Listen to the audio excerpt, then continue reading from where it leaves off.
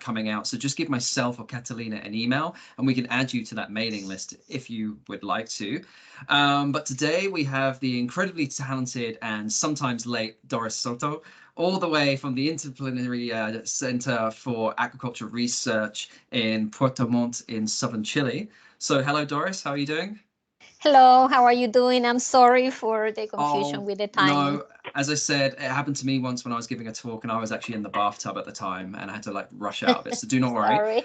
And right now in Nova Scotia, it's just started to snow, so it's quite beautiful. Do you get snow where you are in South Chile? No. Not too far, not south enough. I'm just in front of the sea and the ocean here. The fjords are very, Very they warm. provide a very, more rainy weather only. Well, we're also very good with rain. All right, well, whenever you're ready, Doris, go for it. Thank you so much. All right. Thank you very much for inviting me. It is a pleasure to talk about these issues. I will try to cover several areas, and I will not go into the methodological details, but then I can answer questions or provide more information. So I will be talking about climate change, vulnerability, and risk assessments in Chilean aquaculture. For some reason, now I cannot. Okay. Well, Chile is the second world producer of farmed salmon. So in 2020, we produced about 1 million tons worth 4.5 billion US dollars. And it's the first world exporter of farmed mussels. So we produced 350,000 tons in 2020. And perhaps this year we will get to 400,000 tons. So most Chilean aquaculture is for exports, and the sector has a relevant impact on local economies, employment, and development. However, there are important environmental and social issues which can be exacerbated by climate change. So where are we? Well, Chile is a very long and slender country in South America. This is the southern tip, facing the Antarctic, if you wish. And aquaculture takes place in the southern regions, more like in what we call inland seas, or the area with fjords and channels. So here we have salmon farming. Smolt are produced in hatcheries a little bit up north in inland hatcheries, and all the fattening is done around these fjords here. And you see the number of concessions and the density of concession in the different areas. Mussel farming, on the other hand, takes place only in this area here, which is enlarged here, which is the 10 region.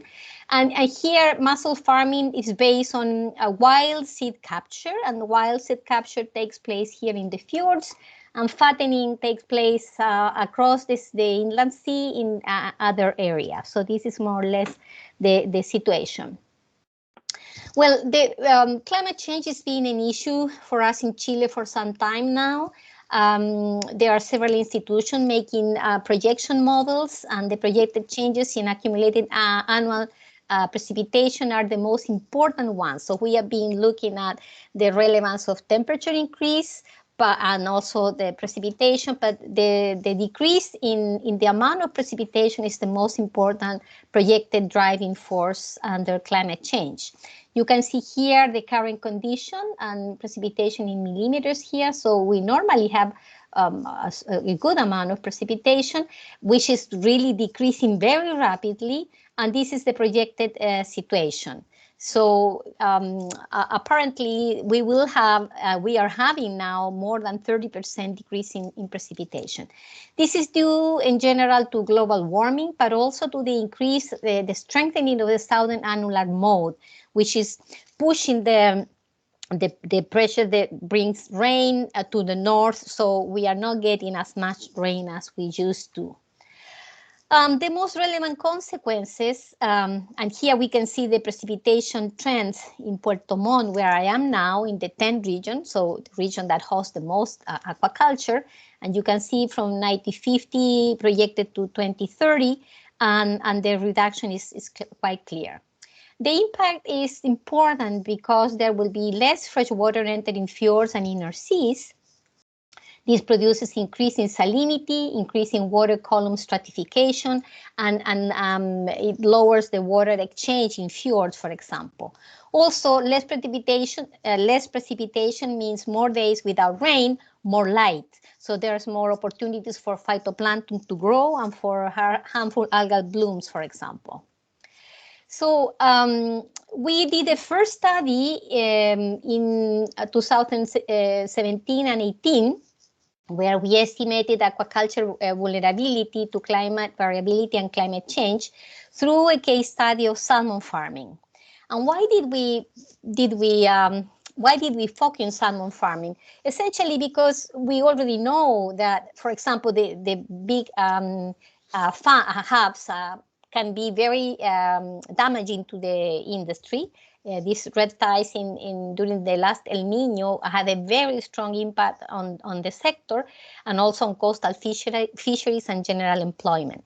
So that was a reason that we should look at socio-ecological vulnerability. We also saw an opportunity to address vulnerability using relevant local and scientific knowledge and also relevant data and information collected by farms, because every farm is a small information hub, at least of temperature, for example, and government institutions for near 30 years in the past. Also, there was an opportunity to address and understand the links between biophysical factors associated to climate change, aquaculture management, because there could be synergies, interactions, social and governance components. So we essentially used a model adapted for IPCC 2001. That was the typical socio-ecological vulnerability model, and we use as study units the 8 most important producing counties or communes, no? And the model has 3 components: exposure of salmon farming system, which is essentially the risk to lose production and infrastructure; socio-ecological sensitivity, which is the dependency of local communities through direct and indirect employment, tax contribution to counties, services, and so on. And the adaptation capacity, essentially capacity to prevent and mitigate local and national governance, environmental management, early warning systems, better management practices, education level, communications, and so on. Alternative livelihood is also very important. With this, we develop a vulnerability matrix. They changed the time of the talk, so I'm saying that. Assessing salmon farming vulnerability to climate change then was done through a multi-stakeholder information platform. So we have the values for exposure, sensitivity, adaptation capacity for each commune. The exposure was estimated through a risk assessment. And this is a very simple scheme to show what we did. So it's a semi-quantitative risk assessment through expert judgment and agreement with all the best information we have. And we examine different potential drivers like water temperature, salinity, oxygen depletion, algal blooms, extreme event, diseases, and so on. To estimate the probability of a negative event, we use the information, what happened in the past, information about trends in the past, expected trends in the future. So we use a model, a projection model for the next 30 to 50 years, which is being built by the PRESIS model in University of Chile. And we also try to understand factors that could enhance magnitude of impact. The magnitude of impact in general, we consider the biomass that could be lost. This is just to give you an idea. As I said, the potential magnitude of impact is essentially the average salmon production per cycle, per commune during the productive cycles from 2011 to 2016. So we see for every commune, and we can see there are a couple of communes here that have a very large production. However, if we look at the area, the marine area, then the situation changes. And there are no climatic factors affecting the probability of occurrence. For example, the concentration of the salmon farms, and this is very important. Also, the accumulated production in tons in a decade per commune, we use this as a proxy of biomass and nutrient load to every area. The nutrient load is very important because, of course, areas with more nutrients that have lower fresh water, higher temperature, we have a higher risk of eutrophication and harmful algal blooms. Some of the indicators we use to evaluate social sensitivity, I already mentioned, the salmon farming socioeconomic dependency. So we can see some communes that are highly dependent on salmon farming. So more than 50%, 40% of the jobs are related to the activity. Also, the contribution to the commune income through the license, the payment for the license is also very important. And some indicators that we use to build the adaptation capacity index included the availability of alternative productive activities to salmon farming, the interagency coordination capacity to prevent and manage disasters. And I insist in the word coordination because we saw this as a very relevant element. The existence of an emergency office and or community emergency plan, the infrastructure and connectivity of every commune, the availability of spatial planning of salmon farming based on risk, whether salmon distribution is already being done through some sort of risk assessment, the presence of environmental monitoring systems and efficient early warning. So those are some of the indicators that we use to build this index. So this is the resulting vulnerability. There's a lot more information that I could talk about. The paper is already being published in 2019, is open source. And what is important here is that the bars represent the vulnerability in the different communes. These two communes, Cochamó and Cisnes, have the highest values, but for different reasons. Cochamó is more vulnerable because here the system is more exposed. The risk of something happening is greater. While in Cisnes, the vulnerability is higher because there's higher sensitivity. So there's more social dependency of the sector. Then we did several very simple modeling exercises to see what happened if we change some of the factors that we use to calculate the vulnerability values. For example, if we, in the asterisk here, if we move production to the south, which is a trend already happening, of course, then the vulnerability reduces in a commune like this, for example, but immediately increases in communes that are further south. And then I will go only to this last one, this last model where we talk about improved capacity of adaptation, also using an optimal concentration of production. So we look at the comparative values, and we sort of offer a number, a biomass per square kilometer that could be optimal or perhaps less dangerous.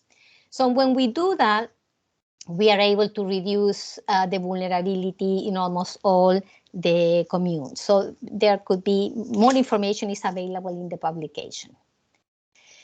After we did the study, the government of Chile decided to develop risk maps for different productive activities along the country.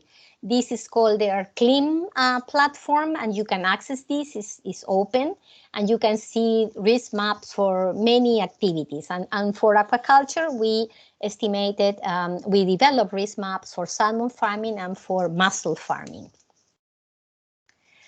There is also a report that is also available in the platform, and the risk analysis focuses on the impact of two forcing factors: the increases in air temperature that might cause increases in sea temperature.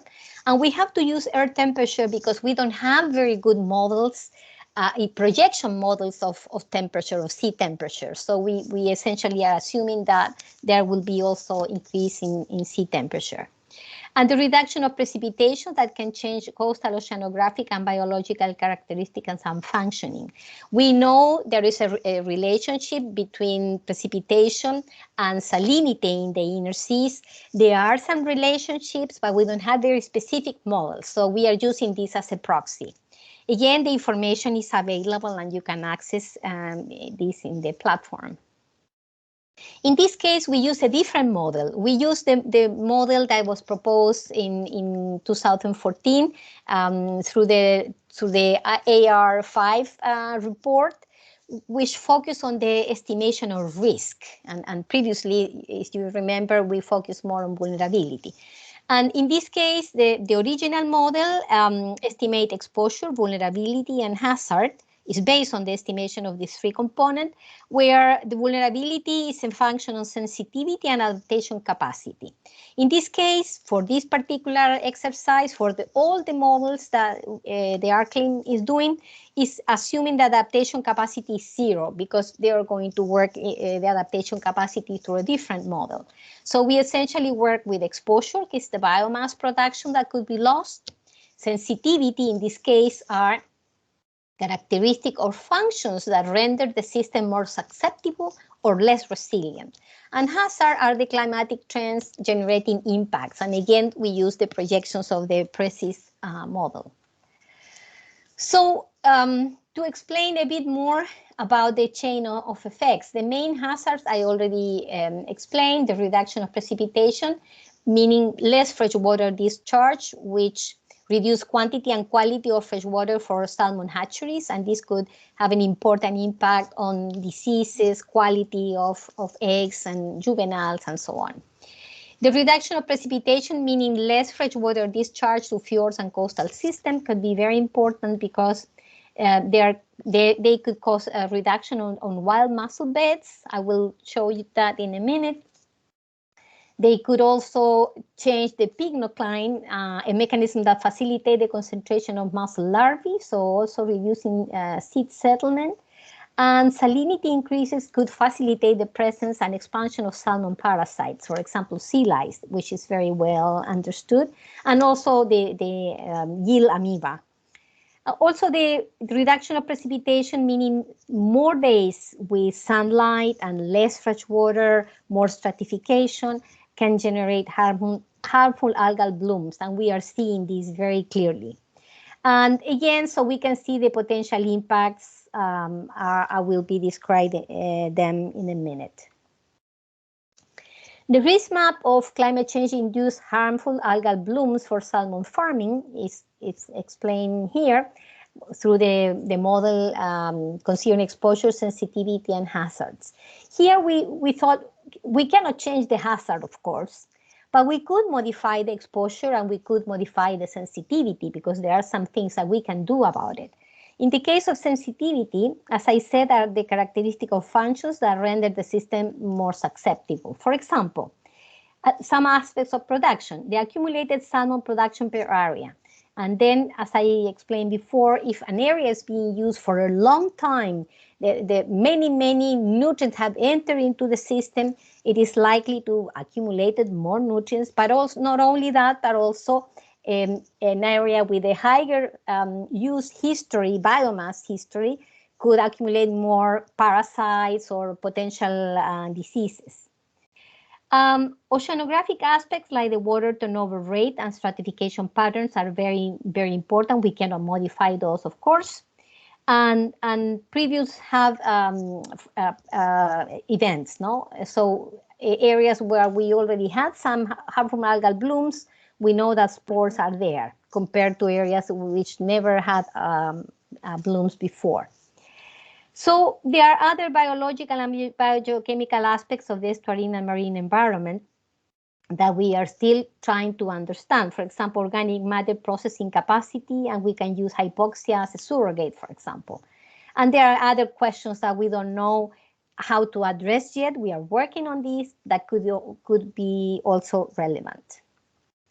So we build these risk maps. In this case, this is what you will see if you get into the maps in the web. The risk for salmon farming fattening of increasing in hab frequency and extent. So you see the hazard, the precipitation reduction is much stronger in the northern part of Patagonia. The exposure, you see that there are some salmon neighborhoods that have a much higher production volume. And the sensitivity, you see there are some also salmon neighborhoods that have several factors that make them more sensible. So the risk, the estimated risk indicate that there are several areas, salmon farming neighborhoods that have higher risk. So we did this, we finalized these risk maps, and the maps were launched in 2020. And interestingly enough, in the summer of 2021 was the second driest in the last 50 years in connection with the strong positive SAM. And in April 2021, a large hub developed in the Comau Fjord here, exactly where we were, we informed that we have a higher risk, and that hub killed about 4,700 tons worth about 25 million US dollars. So we published this paper where we are saying that perhaps scientific warnings could have helped to reduce farm salmon mortality. How could we reduce salmon losses? Of course, there are two ways of reducing the risk. Reducing the exposure, so clearly areas where the risk is higher, we might consider reducing the production there. That also reduce the nutrients that are available into the ecosystem, even though it's not quite clear how much are the nutrients helping the extent and the presence of the blooms. So, but in general, this paper also discussed the need to use this information for better planning. We also did some very simple modeling where we reduce exposure and sensitivity in several of the communes. So you see the current risk, and you see the risk after we did this reduction in some of the communes. And in some of them, you see a small increase because we move the biomass from some communes to others. But you cannot do that unless we really produce good risk assessment, considering different aspects, not only halves. But this is an exercise telling that we need to look at these two factors for sure. So we can reduce some climate change risk by reducing production in high-risk areas, as I already mentioned, a more strategic distribution of production considering ecosystem sensitivity, clearly better monitoring and understanding of sensitivity of natural ecosystem to both the human direct induced pressure, intensive salmon farming, and climate change, and increasing and truly protecting marine conservation areas to preserve biodiversity and ecosystem services.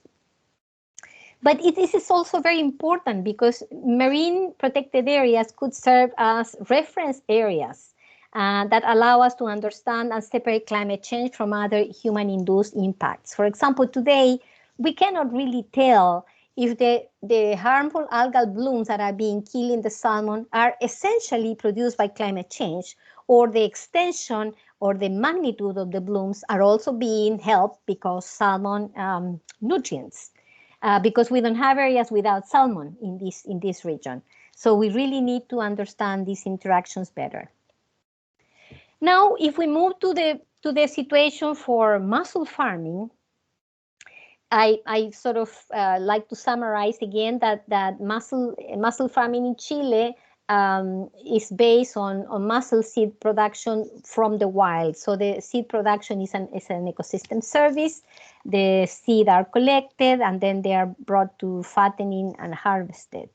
And of course, this is a big industry, and we are relying on these mussel beds to produce seed forever. But this is not a very clear, hope. Well, best seed-producing mussel beds would likely be reduced under increasing salinity in fjords. So the current situation is like this. We have Mytilus chilensis beds in the upper part of the fjords. We have other species, competing species that are less adapted to fresh water, are below. So most of the larvae and seed that are collected in the collectors are of these species. So this makes it very efficient. But if salinity is reduced, if the pycnocline is reduced, the model and the projections indicate that these other species will be more successful, and you will either have a mixed collection of seeds or even a very strongly reduced collection of the Mytilus chilensis seeds. So we use, again, different kinds of information, in this case using the different communes study units, and the same model for the reduction of precipitation. And this is the seed biomass per commune, and you can see that the production is very concentrated in specifically in one commune. So that makes it very dangerous, because too many eggs on the same basket, right?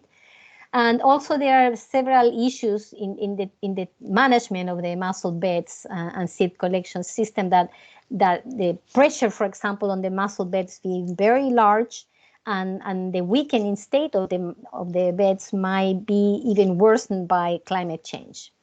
And the risk of losing seed biomass, of course, is much higher in this commune. So again, we did several very simple modeling, reducing the pressure on the mussel beds, improving the collection to reduce the losing of seeds, because today there's a high seed loss before the seed is brought to fattening. And we were able to reduce, by this modeling, of course, the risk in the seed capture. The management for resiliency in mussel farming is very important. Even when the chain of events behind the hazard are not clear, we know that the risk is highly influenced by the current distribution of management of seed collection. Clearly, we cannot modify the hazards, and also we cannot react too quickly either very often, but we can improve the management of seed collection. For example, if we manage to reduce the current loss of seed by 30 to 50%, we can face reductions due to external forces of this same magnitude without losing so much seed and having enough seed to feed the mussel fattening. So in general, we are saying that if we increase and improve the management of the collection and the management of the mussel beds, we could make the system much more resilient. So I will just finalize by saying that there are key elements to reduce risk generated by climate change in aquaculture. I've already described several of these. We need to better understand the role of fjord circulation and complex oceanographic functioning in risk reduction and mitigation.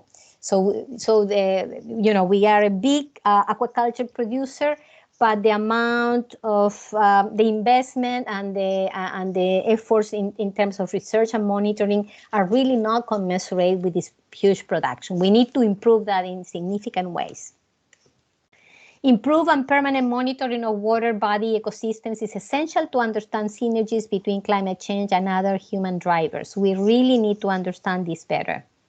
We need better and easier to use indicators of the environmental performance of the aquaculture industry in southern Chile. This is especially true in the case of salmon farming. The aquaculture sector needs to understand that the first step to adaptation involves risk-based spatial planning and better management. We really need to understand that areas with higher risk should have different kind of management measures than areas with lower risk. Research integration and cooperation, public-private, inter-research institutions will continue to be highly relevant.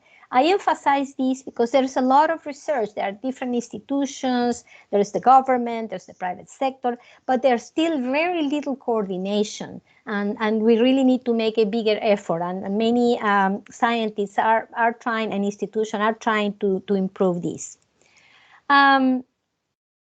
Some elements of adaptation capacity, and I really like to mention it, that are not included in the current model, are in place. For example, there is a very good harmful algal bloom monitoring program.